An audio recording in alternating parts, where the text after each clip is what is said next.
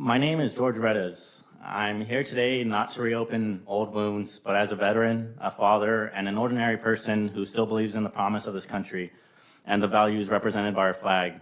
I respect law enforcement, I respect the men and women who serve, but I also believe that accountability is not the enemy of respect. It is its foundation. On July 10th, 2025, I was confronted by ICE agents on my way to work.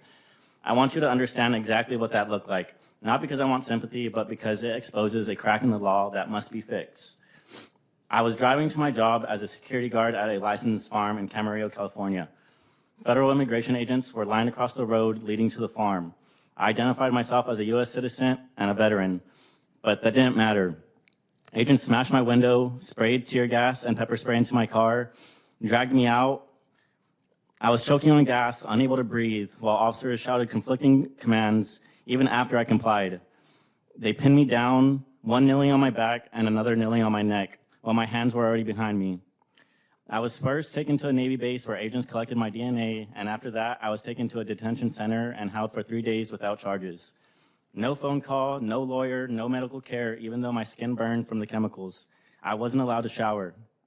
On Friday morning, they placed me on suicide watch.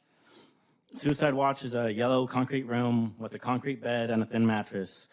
Light stays on 24/7. You're stripped naked and put in a hospital gown. A guard watches you constantly. I remained in those conditions from Friday morning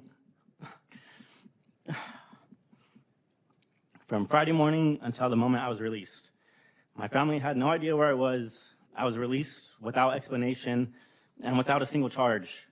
That entire experience violated the very principles I fought to defend.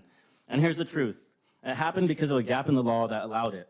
If these had been state or local officers, I could take them to court right now and demand answers. But because they were federal agents, they are shielded by a blanket of immunity. That's why I'm here. The point is not to look backward, but forward. What can we do together to ensure this never happens again? This is not about politics, it is about principle. It's about fixing a flaw that undermines the freedoms we claim to protect. I still believe in the flag, I still believe in the ideals that make this country worth fighting for. But belief alone is not enough. We need action, we need accountability, and we need laws that reflect the values we say we stand for. Thank you for allowing me to speak, and I hope my experiment serves as a call to strengthen, not weaken, the trust between citizens and the institutions sworn to protect all of us.